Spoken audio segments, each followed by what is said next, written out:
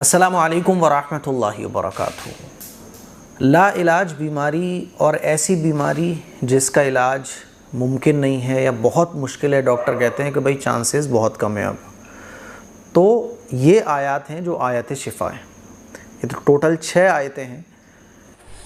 अस्सलामु अलैकुम रहमतुल्लाहि वबरकातुहू।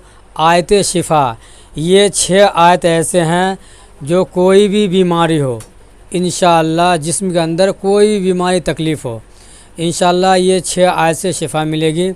वो आयत कौन सी है जो आगे वीडियो में मुफ्ती एम कासमी साहब बता रहे हैं, तो आप लोग इस वीडियो को ज़रूर देखें और वीडियो को शेयर करें और आप लोग हमें सपोर्ट करें।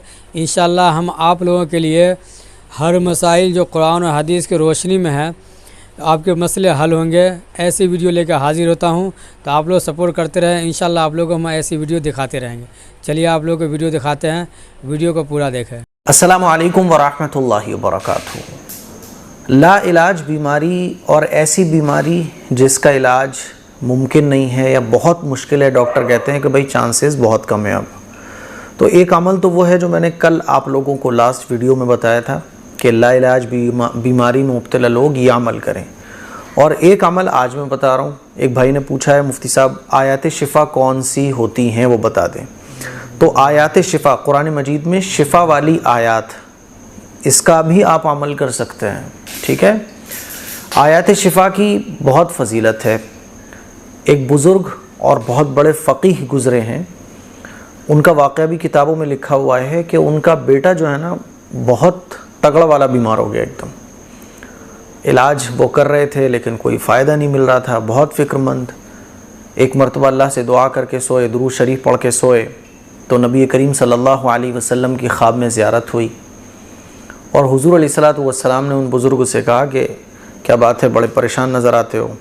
तो उन्होंने सारी प्रॉब्लम हुज़ूर को बताई कि या रसूल अल्लाह ऐसे ऐसे मेरा बेटा बीमार है, वो बीमारी ठीक नहीं हो पा रही है। तो हुज़ूर ने फरमाया कि तुम आयत शिफ़ा से क्यों गाफिल हो। और ये इतना ही ख्वाब उनको दिखा, उनकी आँख खुल गई। तो वो बुज़ुर्ग चूँकि फ़क़ीह थे, है ना, उन्होंने कुरान मजीद में गौर किया कि आयत शिफ़ा कौन कौन सी हैं। तो ये आयत हैं जो आयत शिफ़ा हैं। ये तो टोटल 6 आयतें हैं। इन आयतों को उन्होंने कागज़ पे लिखा और कागज़ पर लिखने के बाद पानी में पूरा हिल कर लिया, यानी पूरा पानी में उसको कागज़ पे लिखा और पानी में उसको पूरा मिला दिया और वो पानी फिर अपने बेटे को पिलाया। वो लिखते हैं कि मेरा बेटा उस बीमारी से बिल्कुल सही हो गया, ऐसे हो गया जैसे आज ही, ऐसा हो गया जैसे जंजीरों से आज़ाद, और कुछ दिनों में वो एकदम ठीक हो गया। तो आयत शिफ़ा का विर्द भी, आयत शिफ़ा का अमल भी कर सकते हैं। कुरान मजीद में आयत शिफ़ा कौन कौन सी हैं स्क्रीन पर आप लोग देख सकते हैं। नंबर 1 वयश्फ़ी सुदूर क़ौमिन मुमिनीन। नंबर 2 क़द जाअतकुम मौइज़तुम मिर रब्बिकुम व शिफ़ाउन लिमा फ़िस्सुदूर। नंबर 3 यख़रुजु मिन बुतूनिहा शराबुन मुख्तलिफ़ुन अल्वानुहु फ़ीहि शिफ़ाउन लिन्नास।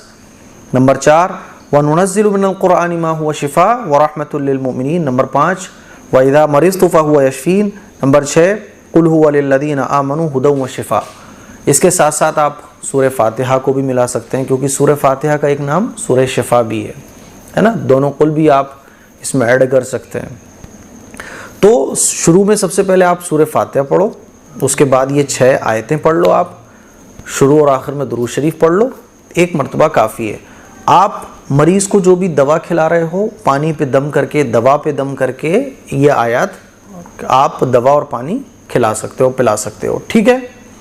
बाकी आप ये भी कर सकते हो कि एक बहुत बारीक पेपर पर ये आयतों को लिखो और पानी में उसे मिला लो और वो पानी मरीज़ को दिन में 1 मरतबा पिला दो या 2 दिन में, हफ्ते में 1 मरतबा पिला दो।